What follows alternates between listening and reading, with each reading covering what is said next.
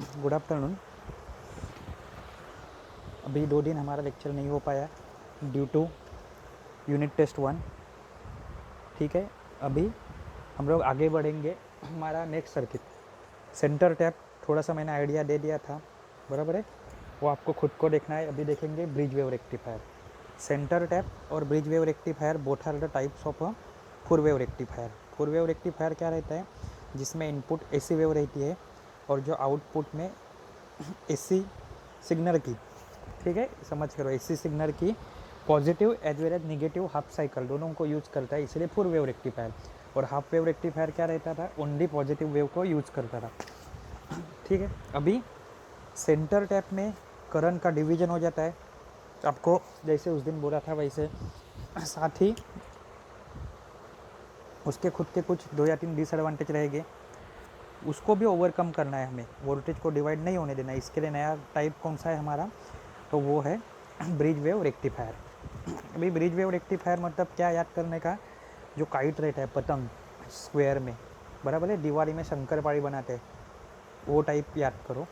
तो वो टाइप में हम लोग डायोड यूज़ करते हैं, तो उससे बनता है आपका ब्रिज वेव रेक्टिफायर। तो ब्रिज वेव रेक्टिफायर में क्या है, उसमें 4 डायोड आपको लगेंगे, बराबर है। द जो डिसएडवांटेज थे सेंटर टैप के, उसको ओवरकम करने में कौन से डिसएडवांटेज थे, PIV, that is peak inverse voltage and all that, वो ओवरकम किया हम लोग ने फुल वेव रेक्टिफायर में। तो फुल वेव रेक्टिफायर में सबसे पहले क्या करना पड़ेगा, हम लोग को ट्रांसफार्मर तो लगने वाला है। ट्रांसफार्मर के primary coiling secondary coiling same easily रहेगी, किसके जैसी रहेगी, तो आपके हाफ वेव रेक्टिफायर जैसी ही रहेगी। Then there will be secondary coiling. ये इसका काम क्या रहता है, तीनों के तीनों रेक्टिफायर में के दोनों सर्किट को आइसोलेट करने का, और क्या करना है हमें, आइसोलेट करके स्टेप अप या फिर स्टेप डाउन करना है, किससे, वोल्टेज या पावर को। अभी हम लोग देखते हैं प्रॉपर उसका सर्किट डायग्राम। ये उसका सर्किट डायग्राम दिख रहे। यहाँ पे आपको क्या याद रखना है कि डायोड का डायरेक्शन देखो, ये डायोड के डायरेक्शन के ऊपर ही सारा खेल है, पूरा का पूरा वर्किंग सिमिलर है। जैसे भी पॉजिटिव एक एसी इनपुट आप अप्लाई करोगे, तो ऊपर वाली साइड पॉजिटिव, जो P पॉइंट है वो भी पॉजिटिव रहेगा, और 1 नंबर भी पॉजिटिव होगा, Q is the negative, and 2 number को निगेटिव चार्ज जाएगा। वो टाइम पे डायोड D1 क्या होगा, reverse bias, D2 forward bias. उसके बाद वो D2 के थ्रू करंट फ्लो होगा, आएगा वो 3 नंबर पे। 3 नंबर के बाद उसके पास 2 रास्ते हैं, एक तो डायोड D3 और है RL। D3 के पास जा नहीं सकता क्योंकि रिवर्स बायस कंडीशन हो गई, वो RL के थ्रू फ्लो होगा। और RL के बाद उसके पास 2 रास्ते हैं, D1 एंड D4, बट वो D1 के थ्रू होके आया है, इसीलिए वहाँ पे जाएगा नहीं क्योंकि वो पॉजिटिव टर्मिनल है। वो किसके रास्ते जाएगा, D4, D4 से लेके 2 और जाएगा Q, मतलब in positive half cycle of AC signal. वो कैसे करेगा, P से लेके 1, 1 से लेके 3, कहाँ से लेके 3, 1 से लेके डायोड D2 से लेके 3, 3 से लेके RL, RL से लेके 4, 4 से लेके D4, D4 से लेके 2 एंड 2 से लेके Q, मतलब RL के अक्रॉस मुझे पॉजिटिव हाफ साइकिल मिल गई। अभी कंडीशन चेंज होगी, एज अल्टरनेटिंग करंट में उसका जो पॉजिटिव था वो नेगेटिव हो जाएगा और जो नेगेटिव था वो पॉजिटिव हो जाएगा। सो अभी point P will be negative and Q will be positive. अभी Q के यहाँ से करंट आएगा 2 के पास, 2 से उसके पास 2 रास्ते हैं, D4 एंड D3, लेकिन D3 के थ्रू करंट फ्लो होगा फॉरवर्ड बायस बन के, लेकिन D4 क्या है, रिवर्स बायस नहीं होगा। 3 नंबर के पास आएगा, 3 नंबर के पास उसके पास 2 रास्ते हैं, D2 and RL। D2 again reverse bias, so no current will be flow through it. Current कहाँ पे मुड़ेगा, RL के पास, RL के पास जाएगा तो 4 नंबर के पास आएगा। 4 नंबर से उसके पास 2 रास्ते हैं, कौन से, D4 और D1। D4 के थ्रू तो वो पहले ही आ चुका है, मतलब 2 नंबर से, तो ये कहाँ पे मूव होगा, D1 के थ्रू 1 के पास, और 1 से होके P के पास। इसका मतलब है दूसरे हाफ साइकिल में भी मुझे आउटपुट करंट मिल रहा है, कहाँ पे, तो RL के अक्रॉस, बराबर है। सो इसका मतलब क्या हुआ कि भले साइकिल पॉजिटिव रहे या निगेटिव रहे, हर टाइम मुझे RL के अक्रॉस करंट मिलता है। इसलिए ये क्या हो गया आपका ब्रिज वेव रेक्टिफायर। इसका डायग्राम अगर देखोगे आप, ये देखो, ये है, इसमें दिखेगा आपको, देखो ए में क्या है, इनपुट सिग्नल है। इनपुट सिग्नल 0 से लेके पाई, पाई से 2 पाई, 2 पाई से 3 पाई, 3 पाई से 4 पाई। 0 से लेके पाई में आउटपुट सिग्नल में पहले वाले में क्या मिलेगा, D2 और D4 कंडक्ट करेंगे। वो टाइम पे D1 D3 नहीं करेगा। वापस से दूसरे पॉजिटिव साइकिल में D2 D3 D4 करेंगे। जब भी नेगेटिव हाफ साइकिल रहेगा, जो डार्कर ब्लैक से दिखाया है, वो कभी होगा पॉजिटिव हाफ साइकिल में, वो करंट नहीं करेगा। D1 और D3 कभी करेंगे नेगेटिव हाफ साइकिल में। वापस 3 pi to 4 pi negative half cycle है, वहीं पे करंट फ्लो हो रहा है। ऐसा करके आप दोनों का कॉम्बिनेशन लो, मतलब अक्रॉस द आर एयर, तो हमेशा आपके पास कोई ना कोई आउटपुट में डीसी सिग्नल रहेगा। जैसे पहले में D2 D4, तो नेक्स्ट टाइम पे D1 D3 कंडक्ट करेगा, next time D2 D4, next time में D1 D3। तो ये क्या हो गया आपका फुल वेव रेक्टिफायर। इसके कैरेक्टरिस्टिक वगैरह सब कुछ सेम है कि आपकी peak inverse voltage definition same है, खाली वैल्यू चेंज होगी। रिपर फैक्टर, बाद में ripple frequency, rectifier efficiency, TUF transformer utilisation factor and all that. Advantages क्या है कि ये it can be use in application floating output terminal, no output terminal is grounded तभी। PIV is 1/2 of the centre tap rectifier. Peak inverse voltage half रहता है centre tap rectifier का। TUF कितना है, 0.812। सारी की सारी जो उसके कैरेक्टरिस्टिक है वही आप उसको एडवांटेजेस में बोल सकते हो। रेक्टिफायर एफिशिएंसी कितनी है, 81.2। क्यों, एफिशिएंसी मतलब क्या है, इनपुट और आउटपुट का रेशियो। हाफ वेव रेक्टिफायर में नियरली अबाउट 41 था। तो इसी की कंपैरिजन हम लोग आगे देख सकते हैं। एडवांटेजेस इजी है लेबोरेटरी में, करंट पावर सप्लाई में, बैटरी चार्जिंग में। अभी कंपैरिजन देख लो, सामने आपके कंपैरिजन है, वेरी इजी। क्या है, हाफ वेव रेक्टिफायर और फुल वेव रेक्टिफायर। देखो स्पेसिफिकेशन ही है, लेकिन आपको क्या करनी है, स्पेसिफिकेशन देखनी है। हाफ वेव रेक्टिफायर में डायोड एक ही लगता है, सेंटर टैप में 2 और ब्रिज वेव में 4। अब भी देखा वो इम्पॉर्टेंट है। दूसरा, पीक इन्वर्स वोल्टेज कितना है, हाफ वेव में VM है, सेंटर टैप में 2 VM और ब्रिज में क्या है, VM। और एक इम्पॉर्टेंट फैक्टर देखो, रिपर फैक्टर देखो। रिपर फैक्टर ज़्यादा रिपर किस में आते हैं, मतलब निगेटिव पार्ट, तो हाफ वेव रेक्टिफायर में कितना है, 1.21। But in case of full wave rectifier वो क्या है, आधा जैसा हो गया है, दैट इज 0.482। फॉर्म फैक्टर भी सिमिलर है दोनों का। हाफ वेव रेक्टिफायर का है 1.57। अभी सबसे इम्पोर्टेंट फैक्टर है TUF एंड मैक्सिमम एफिशिएंसी। तो एफिशिएंसी कितनी है, 40.6 है हाफ वेव रेक्टिफायर की। क्यों, क्योंकि वो आधी वेव यूज़ करता है तो आधी वेस्ट जाती है। But in case of full wave rectifier वो पूरी की पूरी वेव यूज़ करता है, इसलिए nearly about 2 times, that is 81.2 and 81.2। And ripper frequency क्या है, हाफ वेव में FI है, but in case of a full wave rectifier that is 2FI। ठीक है। अभी नेक्स्ट टॉपिक है आपका फिल्टर सर्किट।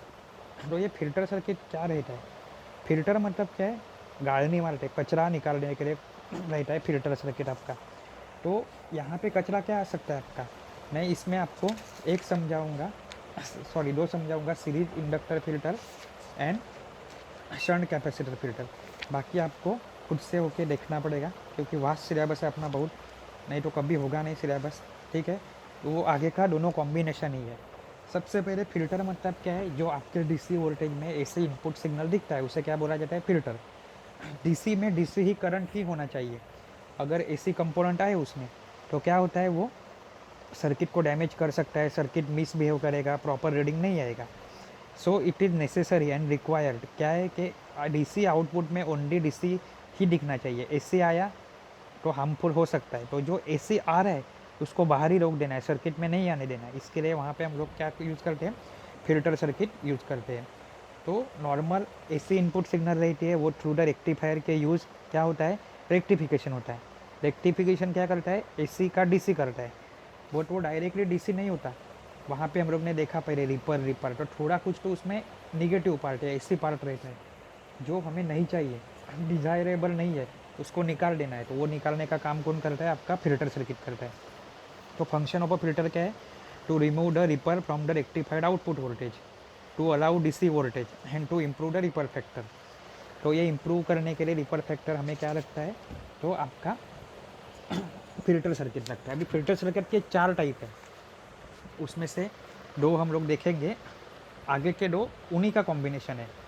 मतलब एक में मान लो ए प्रॉपर्टी है, दूसरे में बी है, तो तीसरे में ए बी की प्रॉपर्टी यूज़ करके फिल्ट्रेशन हो रहा है, और चौथे में ए बी ए की प्रॉपर्टी यूज हो रही है, मतलब 2 बार ए और 1 बार बी। सिंपल है। तो सबसे पहला है सीरीज इंडक्टर फिल्टर। इंडक्टर क्या है, तभी मैं आपको बोला था, वापस रिपीट नहीं करने वाला हूँ, बहुत टाइम रिपीट किया है। आपको बोला था कि रेक्टिफायर में पी एन जंक्शन, इंडक्टर, ये सब चीज़ें लगने वाली है। दूसरा है कैपेसिटर, वो भी हम लोग पहले चैप्टर में देख चुके हैं। And next is the choke input filter, बराबर है, या फिर एल सी, और लास्ट में क्या है सी एल सी। ये इतने सारे आपको अभी देखने हैं। तो स्टार्ट करते हैं। सबसे पहले आप देखो सीरीज इंडक्टर। इसका मतलब क्या है, एक ऐसा सर्किट जिसमें इंडक्टर को सीरीज में जोड़ा जाता है। किसके, तो आर एल के अक्रॉस। डायग्राम देखो, दिख रहे हैं डायग्राम, एकदम इजी है ये, 2 मिनट में समझ के हो जाएगा आपका। देखो लेफ्ट साइड पे जो रेक्टिफायर आउटपुट है ना, वो आज तक हम लोग देखे, वो बड़े हाफ वेव रेक्टिफायर हो सकता है, या फिर फुल वेव रेक्टिफायर हो सकता है, उसमें सेंटर टैप भी हो सकता है, ब्रिज वेव रेक्टिफायर भी हो सकता है। तो सीरीज इंडक्टर को सीरीज में कनेक्ट किया, तो सबसे पहले उसके रास्ते में कौन आएगा, फिल्टर आएगा। फिल्टर क्या करता है, फिल्ट्रेशन करता है। बट फिल्टर के लिए क्या अप्लाई किया है मैंने लॉजिक, तो वहाँ पे स्प्रिंग जैसा, या फिर चूहे के पैर याद करो, वो है L, that is the inductor. Inductor की प्रॉपर्टी है, बेसिक प्रॉपर्टी, एसी को अलाउ नहीं करता और डीसी को अलाउ करता है, ठीक है। अल्टरनेट करंट को आगे नहीं जाने देता और अपोज करता है, और डीसी मतलब डायरेक्ट करंट को, यानी ओनली पॉजिटिव पार्ट को आगे जाने देता है। अभी रेक्टिफायर का जो आउटपुट आया आपका, वो उसके रास्ते में कौन आएगा, फिल्टर, यानी कौन सा, एयर, दैट इज इंडक्टर। ये एक गेट है, ये गेट से क्या होगा, वहाँ पे वॉचमैन है, वो मान लो इंडक्टर, तो वॉचमैन क्या करेगा, देखेगा वो करंट में एसी पार्ट है क्या और डीसी पार्ट है क्या। तो डीसी पार्ट है, उसे जाने देना, ये उसकी प्रॉपर्टी है। तो वो आगे चल के किसके पास जाएगा, आर एल के अक्रॉस जाएगा, ठीक है। उसी के साथ उन्होंने क्या रहा है, थोड़ा सा AC part, that is negative part रहा है, तो नेगेटिव पार्ट हमें आगे जाने देना है क्या, तो वॉचमैन बोलेगा नहीं। वैसे ही सिमिलरली ये इंडक्टर क्या करता है, वहाँ पे नेगेटिव पार्ट को उसी के पास रोक देता है। इसका मतलब पॉजिटिव और नेगेटिव दोनों साथ में चले थे, उसमें से हम लोग ने फिल्टर आउट कर दिया, कचरे को निकाल दिया, अनवांटेड रिपर्स थे, अनवांटेड नेगेटिव पार्ट था, उसको रख दिया कहाँ पे, फिल्टर के लेफ्ट हैंड साइड पे, और आपके आर एल के पास क्या पहुँचा, खाली ओनली पॉजिटिव हाफ साइकिल पहुँचा। तो यही हो गया आपका फिल्टर सर्किट। देन उसके फॉर्मूला है कि आर क्या है, रिपल फ्रीक्वेंसी क्या है, फ्रीक्वेंसी यहाँ पे क्या है कि क्या रिपल फैक्टर कैसे इंडिकेट करते हैं, R is equal to R L by 1330। शायद इसके ऊपर आपको एग्ज़ाम में क्वेश्चन आ जाए कि आर एल की वैल्यू दे, एल की वैल्यू दे और आर बोले, या फिर एल की वैल्यू दे, आर दे और आर एल की वैल्यू बोले। तो वेयर आर एल क्या रहता है, ओहम में रहता है, और एल क्या रहता है, हेनरी में रहता है। इसके एडवांटेज क्या रहते हैं, it has a low ripple factor at the heavy load current, ठीक है। रिपर फैक्टर क्या रहता है, उसका रो रहता है। Know search current, search current क्या है जानने की कोशिश भी मत करो, खाली एक लाइन लिख के छोड़ देनी आपको। It reduces the ripple in the DC output, यही तो उसका काम है, बराबर है। अभी हाफ, उसके अलग अलग टाइप है कि half wave rectifier, full wave rectifier के हिसाब से। तो आपको लेफ्ट साइड में जो रेक्टिफायर की डायग्राम है, वहाँ पे आपको पहले के 3 रेक्टिफायर रख देने हैं, काम तो आपका फिल्टर सर्किट ही करने वाला है। नेक्स्ट है आपका सीरीज, हो गया। इंडक्टर को किस में कनेक्ट करते हैं, हमेशा सीरीज में। उतना ही इजी है शंट कैपेसिटर फिल्टर। तो कैपेसिटर शंट मतलब क्या है, आपने फिजिक्स में या पहले पढ़ा रहेगा, जो पैरेलल में रहता है उसको शंट बोलते हैं, और सीरीज मतलब एक लाइन में।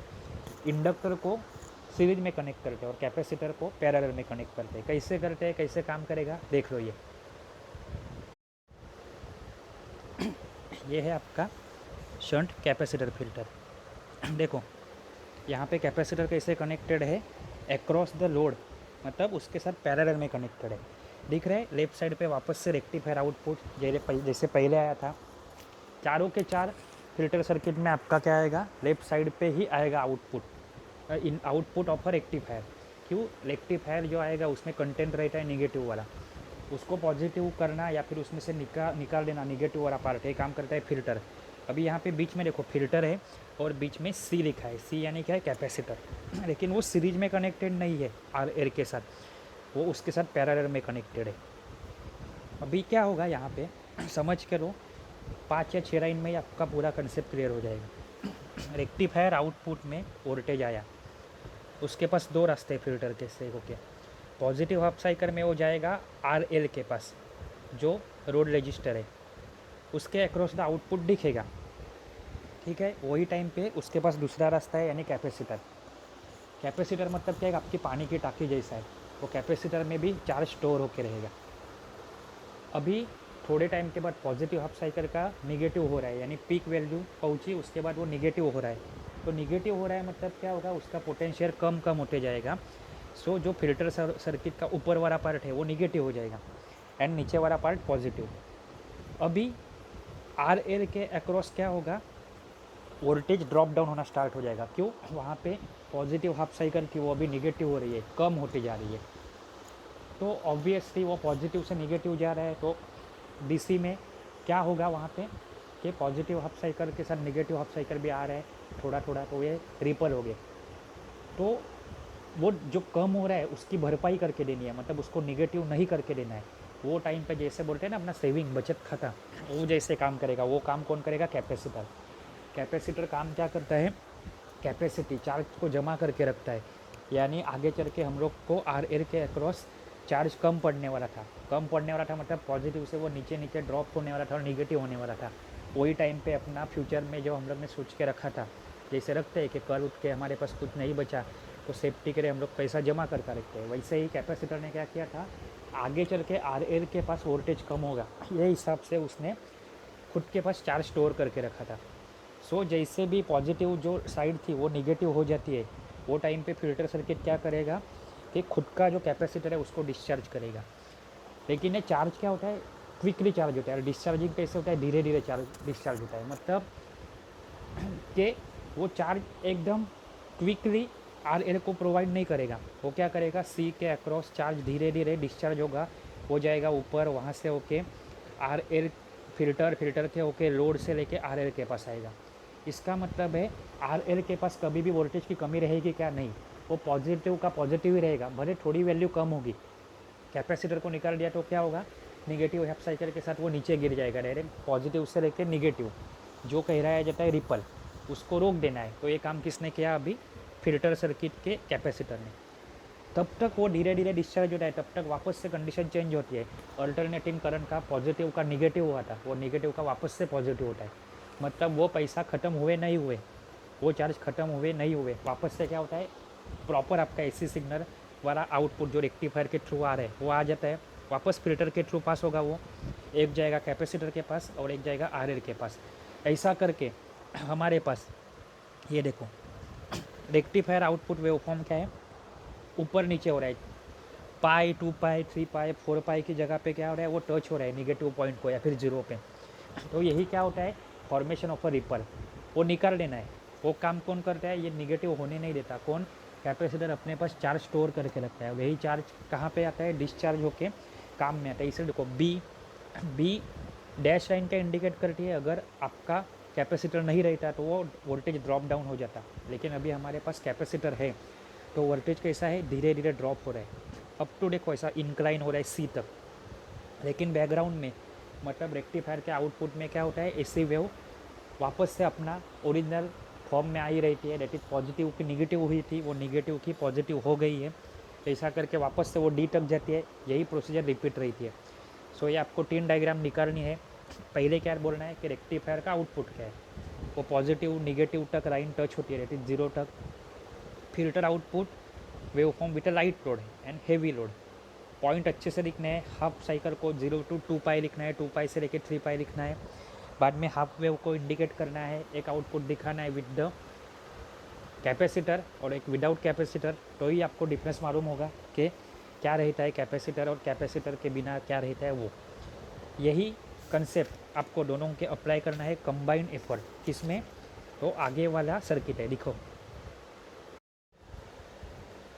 ये है आपका LC फिल्टर। LC मतलब क्या है, इंडक्टर और कैपेसिटर फिल्टर। तो आपको इंडक्टर की वजह से कैसे फिल्ट्रेशन होता है मालूम है, आपको कैपेसिटर की वजह से फिल्ट्रेशन कैसे होता है मालूम है। यहाँ पे देखो क्या किया है, फिल्टर सर्किट है, हाँ है, RL के साथ कनेक्ट सीरीज़ में, दिख रहा है। कैपेसिटर भी है, हाँ है। कैसे है? RL के साथ क्या पैरेलल में। दोनों हम लोग इंडिविजुअली पढ़ चुके हैं, तो दोनों का कंबाइन आउटपुट हमें कहाँ पे मिलेगा? तो चोक इनपुट पे या फिर LC फिल्टर में। और लास्ट का टाइप है आपका CLC। देखो यहाँ पे CLC मतलब क्या है?